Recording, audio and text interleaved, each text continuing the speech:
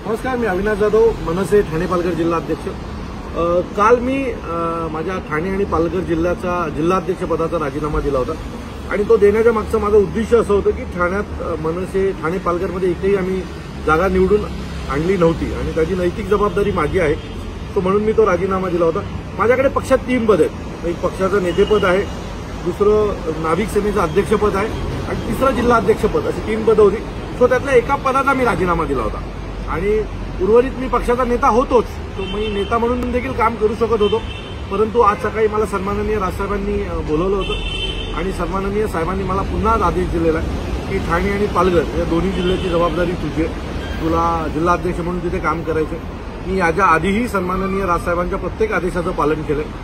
आयुष्यात पुढे देखील सन्माननीय राजसाहेबांच्या सर्व आदेशाचं पालन करणार आहे आणि आज देखील साहेबांनी जो मला आदेश दिलाय त्याचं मी पालन करणार आहे। सन्माननीय राजसाहेबांनी मला राजीनामा हा वगैरे असं काही नसतं, असं साहेबांचं वाक्य होतं।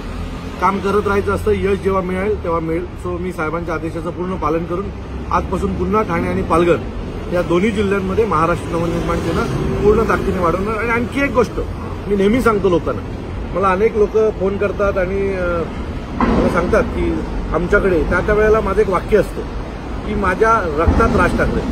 सो माझ्या रक्तात राज ठाकरे, त्यामुळे कुठल्या जिल्हाध्यक्षपद गेल्याने माझी साहेबांवरची निष्ठा कमी होणार नव्हती किंवा साहेबांवरचं प्रेम कमी होणार नव्हतं।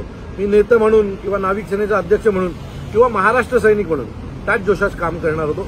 पण आज पुन्हा एकदा सन्माननीय राजसाहेबांनी मला माझ्यावर विश्वास ठेवलेला आहे आणि पुन्हा एकदा मला जिल्हाध्यक्ष म्हणून काम पाहायला सांगितलं आहे। सो पूर्ण ताकदीने लढणार, सन्माननीय राजसाहेबांसाठी महाराष्ट्रभर फिरणार आणि त्याच्यासोबत महाराष्ट्र नवनिर्माण सेना पक्ष वाढवण्यासाठी ज्या काही गोष्टी कराव्या लागणार त्या करणार। ज्या महाराष्ट्र सैनिकांनी काल दिवसभर सोशल मीडियावर असतील, मला फोनच्या माध्यमातून असतील, राजीनामा देऊ नका वगैरे जे सांगितले होते किंवा मी त्यांच्या सोबत राहिलो पाहिजे अशी प्रत्येकाची उत्तर, त्या सर्व महाराष्ट्र सैनिकांचे मी मनापासून आभार मानतो। माझ्या पक्षातल्या अनेक नेत्यांचे मी आभार मानतो की ज्यांनी ही सगळी घटना घडल्याच्या नंतर ताबडतोब मला फोन करून तू एकटा नाहीस तर आम्ही सगळे जबाबदार आहोत, आपण सगळे एकत्र राहिलो पाहिजे आणि सन्माननीय राजसाहेबांची ताकद वाढवली पाहिजे अशी प्रत्येकाची इच्छा होती। माझी इच्छा तीच आहे।